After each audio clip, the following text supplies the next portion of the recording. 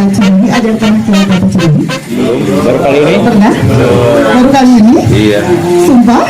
Swear. Lewat masih di tol, Bu. Lewat aja ya. Ya, Itulah jangan diusir sama makanya bupati. kota Cimahi itu Pak, di kota kecil nasibnya cuma dilewatin aja. Emang sih 22.000 orang lewat tiap minggunya, tapi cuma lewat doang kayak gitu. Batal ya. Nah makanya saya bikin bisnis yang gimana caranya supaya kita menjemput bola gitu. Enggak, karena Cimahi itu nggak ada destinasi wisata. Jadi ibu bapak kalau misalkan datang ke Cimahi itu bingung mau kemana, paling lihat apa ya? Curug Cimahi. Curug Cimahi bukan punya Cimahi Pak, punya KBB. Iya. Baik, sebelumnya saya mau memperkenalkan diri dulu. Nama saya Yuli. Masuk TV kali ya Pak ya? Iya. Nama saya ada di sini jam 25. Umur saya 45 tahun. Anak saya Masih satu. muda, Bu. Masih muda kalau dibanding mama saya. Betul. Jadi anak saya tuh satu masih kuliah, suami juga satu. Jelas ya, jelas. Baik, sebelumnya saya mohon izin dulu sama bapak-bapak. Di sini tuh saya bukan mau mengajari atau mau menggurui ibu bapak. Di sini tuh saya hanya sekedar sedikit sharing. Karena saya tahu betul bapak-bapak tuh jauh lebih hebat dari saya secara finansial. Bisa aja, Ibu. Secara pengalaman bukan dong. Nah, kunjungan sebenarnya datang ke sini itu sudah bapak-bapak kunjungan ya, kunjungan produksi. Nah, ini tuh saya tuh home industry Pak ya, bukan pabrik. Jadi, produk unggulan kami itu adalah batagor kuah instan. Bentuknya tuh seperti ini. Bentuknya. Awal mulanya saya bikin batagor instan itu, yaitu tadi yang saya cerita Pak. Ini tuh Cimahi, kota kecil, tidak ada destinasi wisata. Jadi orang berkunjung itu bukan mau wisata, tapi hanya mungkin lewat aja. Tadi kata Bapak itu ya. Nah, gimana caranya saya bikin tuh produk yang bisa dijual ke seluruh Indonesia, bahkan ke luar negeri. Tapi maksudnya dikemas dengan kekinian juga gitu. Kepikiranlah saya bikin batagor kuah instan karena latar belakang saya tuh pernah tinggal di Manado, saya pernah tinggal di Balikpapan gitu. Jadi saya tuh pengen banget gitu ya jajanan Bandung yang Sunda banget itu tuh rada susah. Kalaupun ada tuh mahal. Terus rasanya tuh nggak baru banget gitu. Nah dari situ kepikiran dong pas pulang, oh ya kayaknya seru ya bikin batagor kuah instan yang cara makannya tuh kayak pop mie gitu, bisa disajikan di kapanpun, dimanapun gitu. Akhirnya kepikiran lah bikin ini, eksperimen. Setelah eksperimen ya gitu, waktu itu zaman 5 tahun lalu itu zaman BBM. Jadi saya taruh di BBM ya. Terus ada komen gitu, itu apa, saya tuh udah susah neranginnya karena saya tuh bukan memasuki pasar yang ada, tapi menciptakan pasar. Ada PR kan kalau menciptakan pasar. Lain kayak misalkan kita masukin pasar yang ada gitu, kayak misalkan di Bandung itu terkenal sama brownies kukus Amanda. Nah kalau kita bikin brownies kukus Amanda, otomatis orang bakalan familiar dong. Oh brownies kukus pasti sama, nggak jauh sama Amanda gitu ya. Pasti begitu. Tapi kalau saya PR banget, apa sih batagor kuah instan gitu ya? Karena 5 tahun lalu itu kalau kita googling batagor kuah instan yang muncul cuma merek dulu aja. Karena itu tuh benar-benar founder pertama di Indonesia yang bikin batagor kuah instan itu saya gitu. Nggak ada merek lain. Tapi sekarang karena udah banyak tayang di TV, udah banyak studi banding segala macam, udah banyak merek-merek lain. Nah itu. Jadi sampai sini ada yang bertanya dulu nggak? Saya terlalu cepat ya neranginnya? Enggak, Bu. Enggak ya? Oke. Jelas ya, Bu. Jelas ya? Baik. Nah itu tadi ya Pak ya Bu. Nanti saya tahu sih bapak-bapak mungkin setelah datang ke saya semoga ada inspirasi ya. Misalkan bikin satu produk yang mungkin ya bisa dikirim ke bisa terkenal.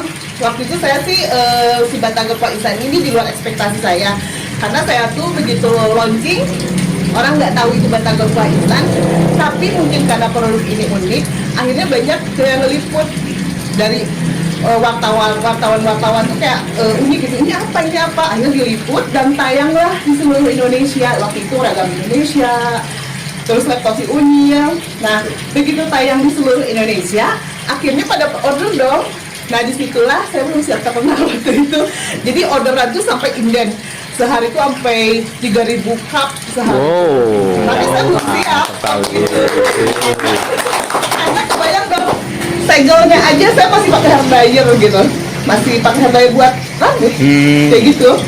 Itu sehari aja cuma dapat 600 cup sehari loh gitu. Jadi waktu itu tapi orderan udah banyak. Nah itu di situ saya kaget dan belum siap untuk terkenal gitu. Tapi mau nggak mau saya harus sebagai ibu rumah tangga tuh saya harus belajar profesional karena yang dihadapkan itu adalah konsumen. Yang mau nggak mau orang nggak mau tahu. Udah tayang di TV, udah ini harus profesional. Waktu itu yang kerja cuma berapa ya? Cuma 10 orang. Jadi saya satu-satu kayak gitu. Itu sih cerita sedikit pengalaman tentang si Batagor Kuah Instan ini. Nah mungkin sedikit menjadi inspirasi si Batagor Kuah Instan ini dia tuh kita tuh bertahan di omset yang bagus itu sekitar di 2 tahun pertama. Di 2 tahun pertama. Nah, ketika 2 tahun pertama itu Batagor Kuah Instannya udah mulai omsetnya mulai menurun. Karena apa? Followernya udah banyak. Yang ngikutin Batagor Kuah Instan udah banyak banget gitu, merek-merek lain. Karena udah ngelihat cara bikinnya di TV gitu. Bapak juga boleh lihat kok cara bikinnya di TV, di YouTube ya, YouTube. Dapur Bunda Yu. Tapi kalau Bapak pengen lebih jelas lagi, nanti saya demoin, boleh nggak? Boleh. Itu yang penting. Bapak boleh cicipin langsung. Oh iya. Dari tenang hati. Itu yang Pokoknya penting itu. apapun buat Bapak spesial. Sip, oke. Apa sih yang nggak buat yang mahal? Iya. Yes. Terus di sini. Jadi ketika 2 tahun pertama ini omset sudah turun, yang ikutin udah banyak, Bapak nggak boleh kecil hati. Kalau nanti suatu saat bikin produk terus terkenal terus diikutin orang, nggak boleh sakit hati. Karena produk itu boleh ditiru tapi rezeki Ya, nggak boleh ditiru. Setuju? Setuju. Ya, oke. Nah, di situ kita harus sebagai pelaku usaha harus sudah siap lagi, nyiapin lagi inovasi terbaru. Dan bikinlah waktu itu bakso Malang instan. Nah, pokoknya setelah bakso Malang instan, saya bikin lagi pempek instan. Next mungkin bikin apa? Cinta instan. Sabar.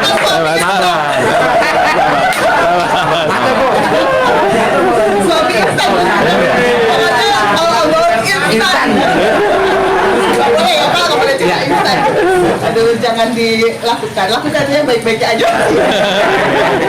Ngumpet-ngumpet dikit sih nggak apa-apa. Oke, jadi itu ya Pak. Jadi nggak boleh ketika nanti Bapak memulai buka usaha Bapak terkenal diikuti orang, nggak boleh jadi baper gitu. Udah nggak apa-apa gitu kan. Toh rezeki itu nggak bisa ditiru, tapi produk itu bisa ditiru. Yang ada itu harus inovasi.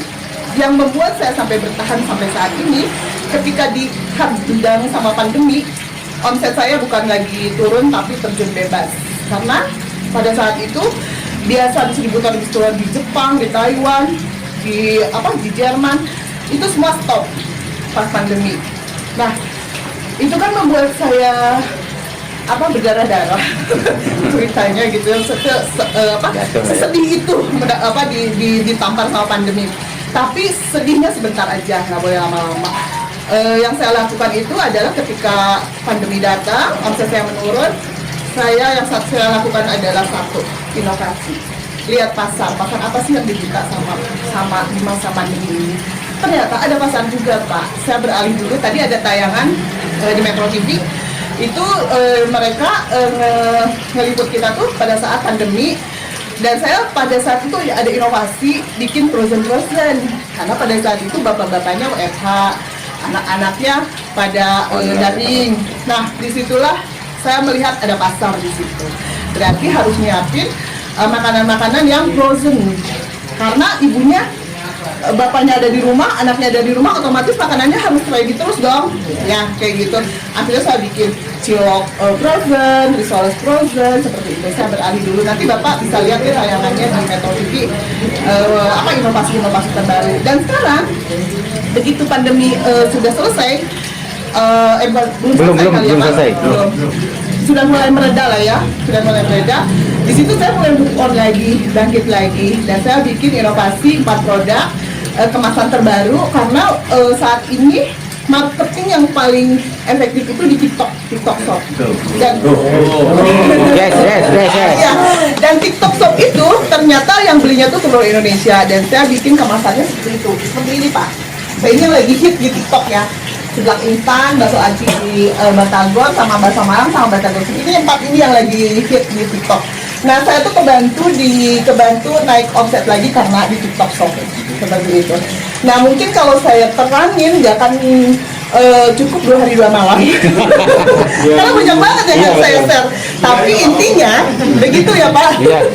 Tapi intinya begitu ya Pak. Ketika kita memulai bisnis, Bapak harus siapin 3 poin. Pemasaran, modal, sama kreativitas. Kenapa saya bilang pemasaran dulu? Karena apa? Karena ketika kita membuat produk sehari 10.000 cup pun bisa. Yang ditanyakan adalah jualnya kemana. Itu kan yang jadi permasalahan sekarang. UMKM pun mendapatkan permasalahan modal, pasar, pasti seperti itu. Dan Bapak pun nanti akan menemukan hal seperti itu. Pemasaran itu gampang banget. Yang ada di depan Bapak aja dulu. Misalkan rumah Bapak nih, oh rumah saya deket kampus, berarti di situ ada pasar dong gitu. Nah, yang harus diperhatikan adalah sebelum memulai bisnis, segmen pasar mana dulu yang harus Bapak tentuin. Menengah ke atas kah? Menengah ke bawah kah? Terlalu serius ya Bapak? Sehingga Bapak Kalau rumahnya dekat kuburan aja. kuburan berarti Bapak harus jual bunga. Jadi itu ya, sama air dibotolin. Jadi itu Pak, yang ada di depan Bapak aja dulu. Entah itu di kantor Bapak, nih bapak-bapaknya lagi seneng bersepeda. Oh berarti saya udah siapin aksesorisnya. Sepeda gitu ya, kaosnya, tasnya, apanya, itu ada pasar. Kalau misalkan Bapak tapi harus tahu dulu segmen pasar mana dulu nih yang mau dibeli. Menengah ke atas kah, menengah ke bawah? Karena ketika kita menentukan pasar menengah ke atas atau ke bawah, itu dari mulai konsep bikin, bahan baku, cara market itu udah beda, packaging itu udah beda. Gak mungkin dong kayak misalkan gini, pasarnya Bapak bikin bakso yang premium, harga 35.000 satu mangkok. Tapi rumah Bapak di dekat kampus, pasti nggak akan laku kan? Karena segmen pasarnya yang salah. Itu. Nah itu tadi pasar ya Pak ya. Jadi yang harus diperhatikan adalah pasarnya dulu. Kedua modal. Kalau modal itu hal yang krusial banget ya. Karena modal itu saya udah percaya Bapak-bapak nanti pensiun udah dapat pesangon. Pasti dong. Terus tabungannya udah banyak. Tabungannya udah di mana-mana. Percaya itu. Amin, amin ya rabbal alamin. Jadi saya nggak usah ngebahas modal ya Pak ya. Iya, jangan. Saya tahu udah aman kalau modal. Nah kayak saya dulu modalnya cuma 200.000. Itu pun sisa belanja dari suami saya kumpulin gitu ya. Akhirnya saya seperti ini. Tapi kalau bapak-bapak udah yakin lah modalnya udah banyak. Alhamdulillah, amin, jelas. Modalnya ribu, duit mah nggak ada. Sebenarnya modal itu bukan berasumsi bahwa modal itu hanya uang tidak. Badan kita tuh udah modal Pak. Badan kita loh ya. Handphone yang ada sekarang itu udah modal. Terus barang-barang yang ada di dapur sekarang itu udah modal. Jadi modal itu bukan berupa harus ada uang. Ada kemauan aja dulu deh gitu. Ya, saya bikin apa gitu. Konsepin dari mulai pasarnya nih apa yang bisa dibikin dulu kayak gitu ya. Jadi tadi yang kedua tuh modal nggak usah dibahas karena saya tahu modal udah aman untuk menolong Pak. Yang ketiga tuh kreativitas. Kreativitas itu kenapa saya bilang kreativitas itu penting? Karena kreativitas itu kita menginjak ke masa pandemi ini banyak banget korban PHK. Mereka dari korban PHK itu lari ke bisnis. Otomatis itu udah saingan kita, bisnis kuliner. Terus sekarang tuh mahasiswa itu udah bukan lagi menjadi pemain band. Kalau dulu bangga ya, mahasiswa itu jadi pemain band. Kalau sekarang tuh mahasiswa itu udah mulai lari ke entrepreneur. Secara dong, kalau mahasiswa jadi entrepreneur itu secara IT, secara pemasaran, secara link itu udah oke. Secara packaging pasti keren. Itu udah saingan kita gitu. Belum lagi artis ya. Artis tuh sekarang udah pada turun tuh. Bisnis kue ya, bisnis fashion. Itu saingan kita, tapi satu lagi nggak boleh karena Rezeki beda. Tinggal casingnya produk kita. Nyalinya bisa. Maksudnya bisa layak jual seperti itu. Apapun ya, nggak harus kuliner. Dari mulai fashion atau apapun itu harus oke gitu. Jadi nggak boleh takut ya Pak. Biarin aja saingan mah, anggap aja kompetitor kita biar kitanya jadi lebih semangat. Itu tadi. Sampai sini ada yang mau bertanya dulu Pak? Cukup, langsung praktek. Ada yang mau bertanya? Oke. Tidak ada yang bertanya? Oke. Nah sekarang untuk mempersingkat waktu, sambil Bapak ngumpulin mau ada yang ditanyain sama saya, mumpung ada di sini, saya sambil praktek aja ya. Nah, si batagor kuah instan ini sebenarnya kalau ambilnya oleh mana? Sebenarnya bentuknya itu dia kering Pak, kering. Batagornya prosesnya tuh biasa kayak seperti ini. Nah kayak gini. Jadi Bapak boleh coba. Ini ya, Bu, ya? Teteh, tolong teh. Oke, tadi atau Saya bantu bisa, Bu? Boleh? Oh iya, Dua coba. sama. Nah, ini tuh nanti hasilnya seperti ini ya Pak. Jadi ini tuh dalamnya tuh ini. Nah nanti tinggal disedot air panas. Baru kita kasih bumbu. Bumbunya tuh kayak pop mie. Nah, nanti boleh dikelilingin, boleh Pak? Boleh coba ya, Bu? Boleh, boleh banget. Boleh. Nah, jadi bapak-bapak Bu, enak. mesti tahu ya cara bikinnya, nanti ditransfer ke ibunya ya. Pastinya kalau istrinya mau bikin, oh iya Bun, tadi saya bikinnya begini-begini loh ya, gitu ya. Oke, yang pertama masukin dulu. Ini digorengnya. Tapioka-nya ya Pak. Ini liatin dulu, jangan nanya. Oke, tepung tapioka-nya kita masukin dulu. Berapa banyak, Bu? Ini sekitar berapa? 1 kilo Pak. 1 kilo. Nanti kalau perlu resepnya saya share ke Pak Panitianya ya. napi? Langsung ke saya boleh, Bu? Boleh, boleh, boleh. Nanti saya kasih nomor. Saya WA Saya juga nanti ngasih nomor WA saya kayak Boleh. gitu. Oke. Nah, kita masukin dulu ya Pak. Ini ada merica. Berapa banyak, Bu? Ini ada apa? Lama-lama muter sama. Ini penyedap rasa. Pasar. Ini maaf ya tangan saya merah habis bekam. Nggak apa-apa. Ini garam ya. Berapa perbandingannya? Nah ini ada gula, pakai gula ya Pak. Nanti kan ada resepnya. Ya. Nah ini apa? BP ya, baking powder buat perenyahnya. Oke, nah kita masukin dulu. Lama-lama di belakang.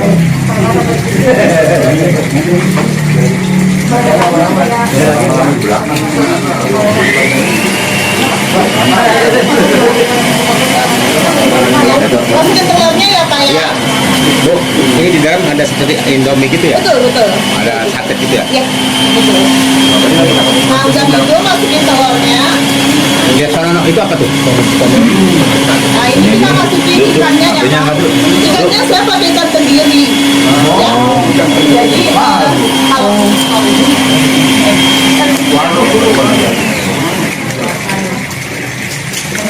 Pakai ikan tenggiri ya? ikan lele.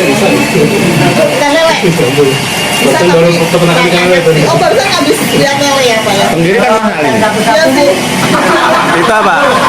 Sebenarnya buat ikan boleh, tapi rasanya yang paling enak adalah ikan tenggiri. Itu daun apa nih? Tapi kalau Bapak Daun bawang ya? Ayam tempe kalau bukan tenggiri kurang. ya betul. Pernah sih pakai ikan gabus. Ya, gabus tuh kurang enak juga sih. Apalagi sapu-sapu ya Bu. Ya. Arwana aja kan Pak ya. Ya. Oke, masukin ininya ya Pak, telur kuningnya. Makanya itu Pak.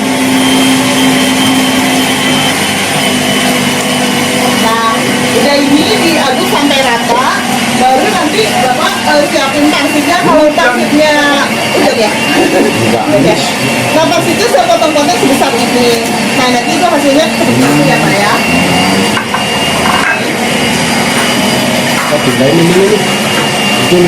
Nanti kalau misalnya Bapak mau ke produksi juga boleh lihat kok di tempat produksinya. Oh ini saya hanya demoin pintas. Tapi kalau nanti detailnya Bapak lupa, boleh buka YouTube aja. Dapur Bunda Yos. Nanti lihat cara bikin yang detailnya. Ya, ya. Wah, Goyang nggak? Posisi menentukan ya Pak. kan? Tahu depan dapat ekspor terus. Oke. Nah itu ya Pak, jadi kamu sini ada urutannya nggak? Batagor seperti ini. Dan itu, Batagor itu kan asalnya kan booming nih, viral, tren. Nah dari 2 tahun, 3 tahun itu kan sudah mulai menurun. Nah gimana sih caranya merevolusi dari tren menjadi terus udah gitu nanti kita goreng. Oh, hasilnya yang tadi itu. Ya. Jadi ini ada di atas. Betul, Di atas betul. kulit lumpia ya. Di atas kayak gitu. Takornya ya. Berapa menit Bu gorengnya Bu? Sampai kering ya? Harus diaduk-aduk itu ya Bu, biar merata ya mekarnya ya.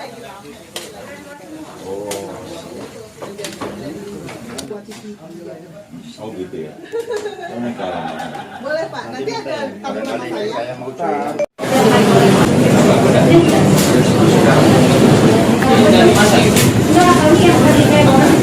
Pak, yang mau lihat-lihat dulu silahkan. Tapi kalau mau yang ngerasain kuahnya, boleh diambil di meja yang tadi ya Pak? Itu ya, tadi disiapin ya Pak ya? Yang disiapin. Langsung aja.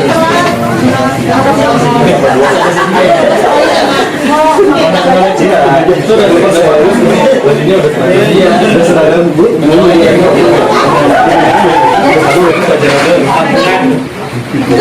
SP-nya.